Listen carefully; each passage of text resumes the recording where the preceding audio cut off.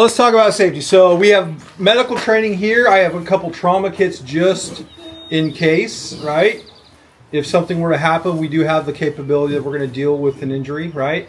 Who's calm under pressure? You are, Dad? Okay, so you got one job today, okay? What I would like you to do is hook up to our Starlink there. I'll give you the code. And so the event something were to happen, your job, he's the only one calling 911. Your job is to call 911, okay? The reason I say that is we don't want to jam up their lines. We want a clear, concise message. What we're going to say is we had a firearms training accident, not a shooting, okay? The reason we say that is we want paramedics, not a SWAT team, okay? It's not going to happen. Knock on wood, we're going to be really, really safe, okay? But we always have a plan just in case. So if something were to happen, you and I are going to render first aid. I'm going to support you. I have trauma kits there. And then so I'd like to have Dad, if you could, let's get these rifles into the rack and get them the muzzle straight up, make sure they're clear. And the guns are secure. If we have to, we can load and go. We do have vehicles here. And so, typically our volunteer force is going to be coming out of Marcola. Could be 5 to 6 minutes, depending on how close they are to the station. Okay, so it's really important that we work together. And obviously, it's not going to happen. Also, one person's going to want to get the kids to a different area to kind of get everybody calmed down. Obviously, it's not going to happen. Knock on wood, we're going to be really, really safe. We've done this a lot. Part of this is the kids are learning, but you're learning as parents as well, right? So we're all in this together. So the parents should be close by. And one thing I'm looking for is this, right?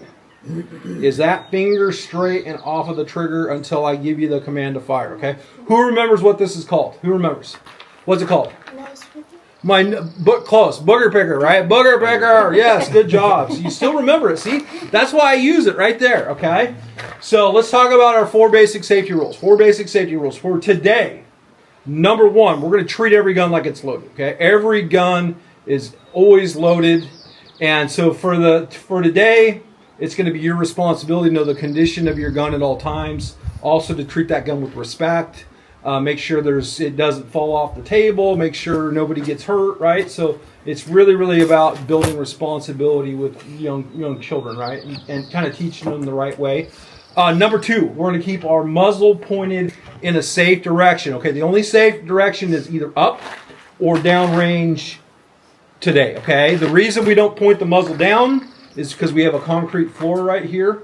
And so there's range requirements. The muzzle is up, right? So I like to have that muzzle up. That way I have better control of the muzzle. Number 3, finger straight and out the trigger. Your sights are on the target. I give you the command to fire. That's the way I want to say it, right?